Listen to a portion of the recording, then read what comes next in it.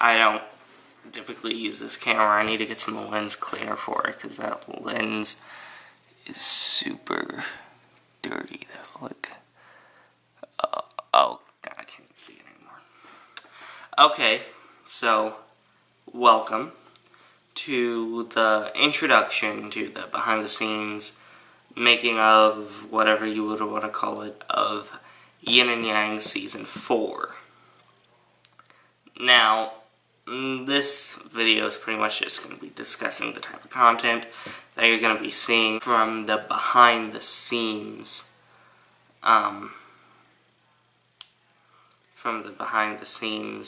content. This is going to be dealing with more of the technical side of things, what you would expect to see that's not usually in Yin and Yang, some more high quality stuff than just what you guys are used to. Because I am wanting to kind of dabble in upping the production value. It allows me to get more experience with editing, and that's kind of what I want to go into when I get older. So this entire thing is going to probably be pretty good practice for me for my, hopefully, career as I progress and get older. So it's going to be very cool, and I enjoy delivering high quality content and making the content a lot more high quality as well, because you get to dabble and experiment and things, and overall, just when you look at it from after it's all put together, it's way more satisfying. If there's music, the shots are more clear and crisp. There's cool camera angles, stuff like that. So this is really going to be talking about, again, the technical side, but more specifically what's going on with the technical side. So, as you may know, I shoot all of this series on an iPad. Well, that's going to change. You saw me set up this camera right here. This camera is an actual camera. It's a Sony camera. And it does have a wide-angle lens. I'm pretty sure it has a wide-angle lens on it. But, yeah, it's an actual camera versus just the iPad camera. We're still going to use the iPad camera, but we're also going to be utilizing this camera because it allows for not only a different look and a better look, and it allows to zoom in and out as well.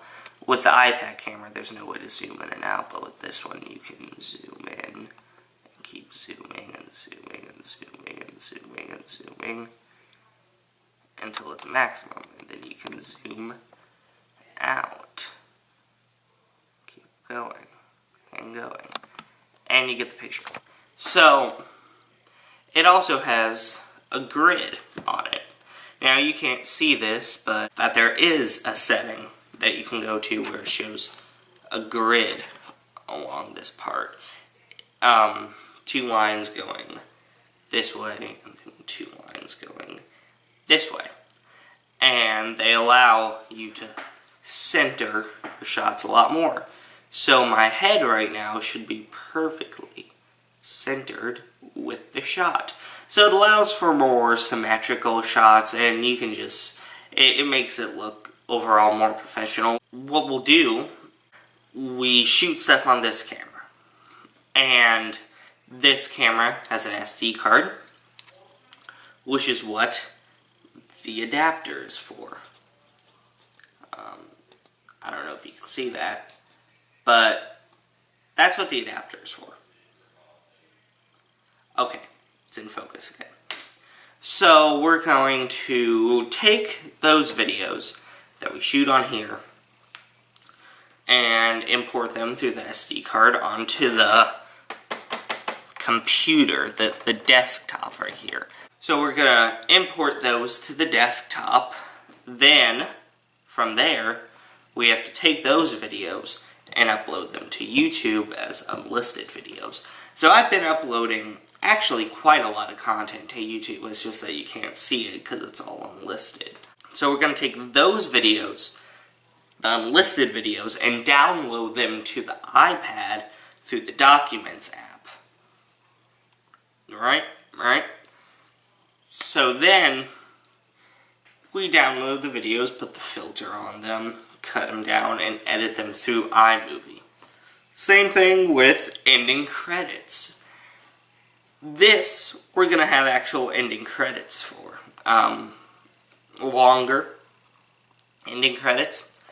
So we make those here, because we can't do ending credits on the iPad unless you want to do them through Photoshop, and that not only takes up a lot of storage space because you're putting them on each individual photo, it takes a lot of time. So we're going to make them on the computer through Windows Movie Maker. We're going to take that video and we're going to upload it as an unlisted video and download it from there, and you get the picture. So we have to do a lot for that. Another thing is that, so what I did was I downloaded a wide-angle fisheye lens app on my iPad. It can't take videos, but it can take pictures. And it just makes everything look a bit more distorted. Another thing that I wanted to talk about and discuss is the scoring, the music for this project. Now, it's going to be a mix between actual original songs and stuff that is from other artists that I hopefully don't get copyright strike for putting in my video.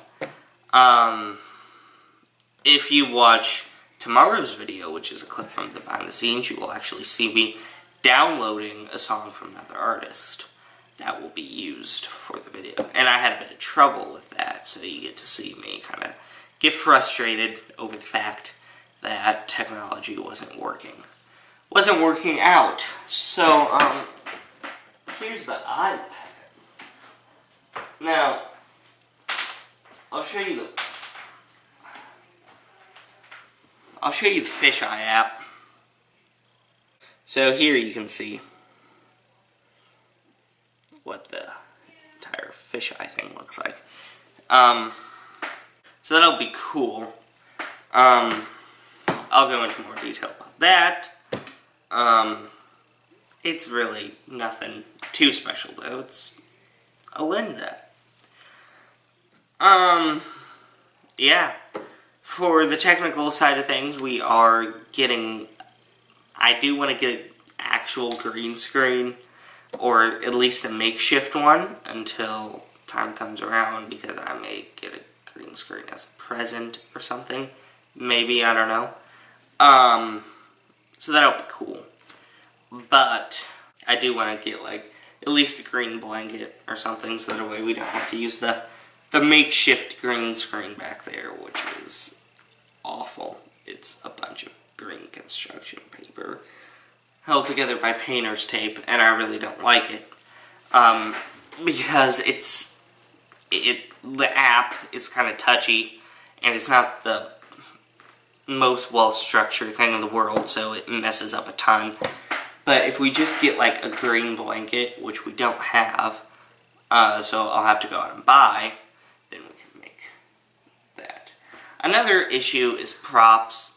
I have a plan to take care and hopefully get some props soon, but there are some things that we cannot film yet just because of the fact that I do not have the props or equipment for it, so we'll have to go to external sources and get those, which is always fun. I should mention what the original film score meant.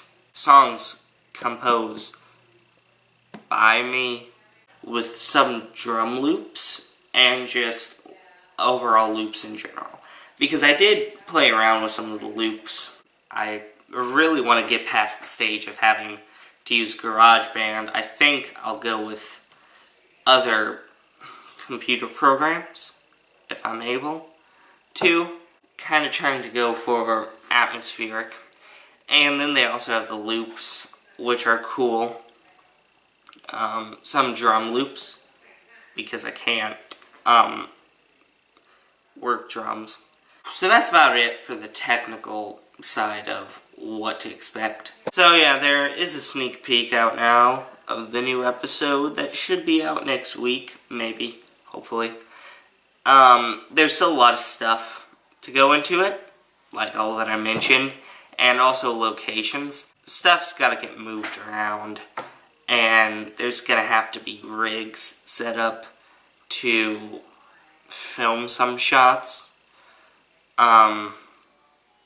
Which shouldn't be too hard, but finding a really good area that looks convincing is very hard for where I'm at, so it is going to take some work.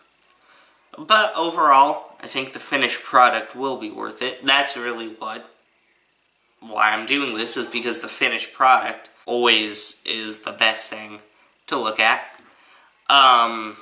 So yeah, that's kind of just what's going to be going on with the technical side of things. I don't want to talk about the story elements because I don't want to give too much away right now. But there is a sneak peek out if you want to go watch that. I think that's all that I have. So pretty much, in the technical sense, things are getting a bit better.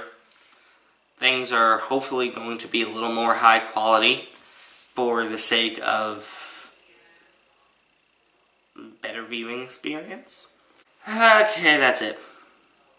Welcome to the behind the scenes of Yin and Yang Season 4. Hope you enjoy. The first part will be out tomorrow. That's it.